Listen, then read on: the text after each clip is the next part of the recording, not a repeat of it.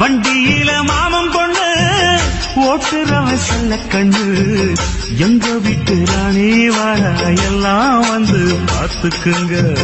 பொட்டி வண்டி கட்டிக்கிட்டு பொண்ணு மேல ஒட்டிக்கிட்டு ராணிக்கு தராசா எங்க மாமே வரார் பார்த்துக்குங்க. கட்டிக்க போற பொண்ணு ஓட்டிக்கிட்ட தப்பில்ல செல்ல கண்ணு.